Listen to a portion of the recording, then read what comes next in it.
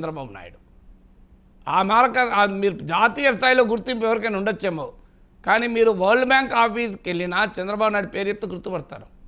Wall street journal ఆఫీస్కి వెళ్ళినా చంద్రబాబు నాయుడు పేరు చెప్తే గుర్తుపడతారు. అలాంటి నాయకులు ఆంధ్రప్రదేశ్ ముఖ్యమంత్రి ఉన్నప్పుడు మోడీ ఎందుకు అప్పు ఇప్పించాలి? అవసరం వెళ్ళి అప్పు చంద్రబాబు నాయుడు పుట్టదా? ఇప్పుడు కాదు, దశాబ్దాల క్రితం బిల్ క్లింటన్, బిల్ గేట్స్ను హైదరాబాద్కు పట్టుకొచ్చిన నాయకుడు చంద్రబాబు నాయుడు. చంద్రబాబు నాయుడుకి ఇంకో అప్పు ఇప్పించేది ఉండదండి. సో అందువల్ల ప్రపంచ బ్యాంక్ అప్పులు ఇప్పించడం ప్రత్యేకత కాదు, గ్రాంట్ ఇవ్వండి. మీకు భారత ప్రభుత్వ బడ్జెట్ సుమారు 50 లక్షల కోట్లు. 50 లక్షల కోట్లలో మేము ఏమడుగుతున్నాం? 10,000 కోట్లు ఇవ్వండి ఇయర్లీ. 5 ఏళ్ల పాటు 10,000 కోట్లు, 50,000 కోట్లు వస్తాయి. ఒక్క బీహార్కు ఎన్నికలు ఉన్నాయి కనుక మొన్న బడ్జెట్లో 59,000 కోట్లు ఇచ్చారు.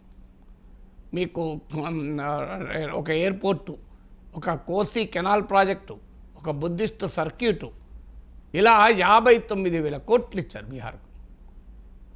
ఆంధ్రప్రదేశ్ రాష్ట్ర రాజధాని నిర్మాణ చరిత్రలో మిగిలిపోతుంది కదా. ఒక్క 10,000 కోట్లు ఎవ్రీ ఇయర్ ఇవ్వండి. బీహార్కి ఇచ్చిన దాంట్లో నేను అడుగుతున్న 20% కూడా అడుగుతలేను.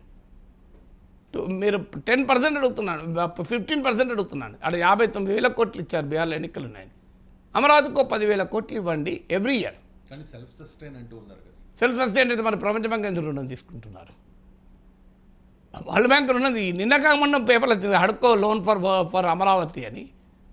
హడ్కో లోన్ తీసుకుంటున్నారు, వరల్డ్ బ్యాంక్ లోన్ తీసుకుంటున్నారు, ఏడీబీ లోన్ తీసుకుంటున్నారు. సెల్ఫ్ సస్టైన్ అయితే లోన్లు తీసుకుంటారండి. నాకు నిజంగా చెప్పండి, సెల్ఫ్ సస్టైన్ అయితే లోన్లు అవసరమా? ఇప్పుడు మీరు ఉదాహరణకు మీకు ఒక 600 గజాలు ఉంది, మీరు డెవలపర్కి ఇస్తారు. ఆ డెవలపర్ మీకు 50%, 60% షేర్ ఇస్తాడు. లోన్ ఎవరు తీసుకుంటారు? మీరు తీసుకుంటారా, డెవలపర్ తీసుకుంటాడా? ల్యాండ్ ఓనర్ లోన్ తీసుకుంటాడు ఎక్కడన్నా? ల్యాండ్ ఓనర్ అప్పు చేస్తారా ఇల్లు కట్టడానికి? డెవలపర్ అప్పు చేసుకుంటాడు. మనకే సంబంధం అండి. మరి ఇప్పుడు ఆంధ్రప్రదేశ్ ప్రభుత్వం ఎందుకు అప్పు చేస్తుంది? సిఆర్డీ ఎందుకు అప్పు చేస్తుంది? సో నాకు కాన్సర్న్ ఉండాలి కదా. సెల్ఫ్ సస్టైన్ అయితే ప్రాబ్లం ఉన్నది, అప్పే అవసరం లేదు. ఇక 10 రూపాయలు అప్పు అవసరం లేదు. అప్పు చేయమని చెప్పండి. ఇప్పుడు రాజధానికి ఫైనాన్స్ మినిస్టర్ బడ్జెట్ స్పీచ్లోనే చెప్పారు కదా, 10,000 crores ఇప్పిస్తాం అప్పని. నేను ఆ రోజు కూడా అన్నాను కదా, ఇది అప్పా గ్రాంటా తేలాలి. ఫైనాన్స్ మినిస్టర్ తెలివిగా అది అప్పు అని చెప్పలే, గ్రాంట్ అని చెప్పలే. కానీ తర్వాత తేలిపోయింది కదా అప్పే అనేది. సో అందువల్ల నేను అంటున్న క్వశ్చన్ ఏంటంటే, అయ్యా మీరు ఏడాదికి ఒక 10,000 కోట్లు 5 సంవత్సరాలు ఇవ్వండి. లేదంటే మళ్ళీ మా చంద్రబాబు నాయుడు మీ పైన ధర్మ పోరాట దీక్షలు చేయక తప్పదు. మళ్ళీ 2028లో వచ్చి మోడీ ఏమిచ్చాడు, మాకు తట్టెడు మట్టి, ఇంత నీళ్ళే మొకాన కొట్టారో నాకు తప్పదు. 2014లో ఇదే మోడీని అమరావతి ప్రారంభానికి పిలిచిన చంద్రబాబు నాయుడు 2018లో అన్నదేంటి? తట్టెడు మట్టి నీళ్ళనే కదా. మళ్ళీ 2025లో పిలుస్తున్నాడు. 2020 ఎట్లా అంటారు? ఇదేనా మా పరిస్థితిగా? చరిత్ర పునరావృతం కావడమేనా మా పరిస్థితి? సైకిల్కి ఇలాగే జరగాల? మీ రాజకీయాల వల్ల మేమెందుకు నష్టపోవాలి అంటున్నా. అందువల్ల please welcome to Narendra Modiji, please give 10,000 crores. ఒక్కసారి ఆంధ్రప్రదేశ్ కూడా గుజరాత్ అనుకోండి, మీకు వచ్చేస్తే డబ్బులు బ్రహ్మాండంగా వస్తాయి. 1,00,000 కోట్లు కదా బుల్లెట్ ట్రైన్కి ఇచ్చింది, జపాన్ నుంచి మీరు అప్పిప్పించారు. సో మళ్ళీ మాకు అప్పిప్పేకండి, గ్రాంట్ ఇవ్వండి. ఇది 59,000 కోట్లు బీహార్కి ఇచ్చినప్పుడు 10,000 కోట్లు ఏడాదికి అమరావతికి ఇవ్వడానికి ఎందుకు మనసు రాదు అని అడుగుతున్నాం. లేదు ఇనాగ్రేషన్లు చేసిపోతే ఏమొస్తుందండి? ఇనాగ్రేషన్లకు చెయ్యాలి, అద్దని అంటలేం.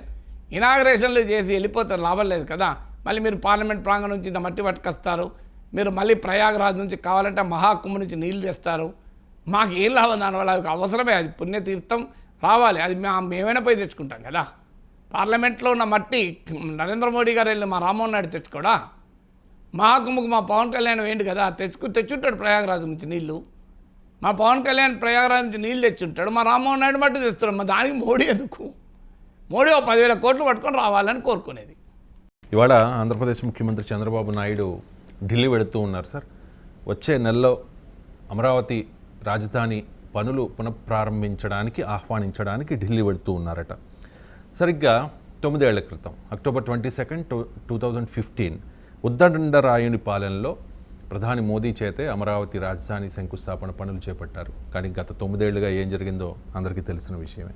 అప్పట్లో తెలుగుదేశం పార్టీ నాయకులు కూడా భారతీయ జనతా పార్టీతో విభేదించిన తర్వాత మోదీ గారు ఏమిచ్చారు, కేంద్రం ఏమిచ్చింది, తట్టెడు మట్టి చెంబుడు నీళ్లు అని చెప్పి ఎన్నికల ప్రచారంలో కూడా చాలా అగ్రెసివ్గా విమర్శలు చేసుకున్న పరిస్థితి. మళ్ళీ ఇప్పుడు చంద్రబాబు నాయుడు విమర్శ చేశారు, వేరే వాళ్ళు కాదు.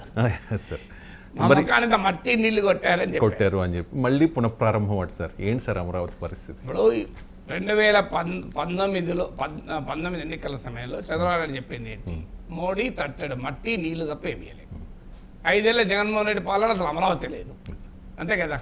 అమరావతికి అసలు మట్టి నీళ్లు కాదు, అసలు ఏమీ లేదు కదా.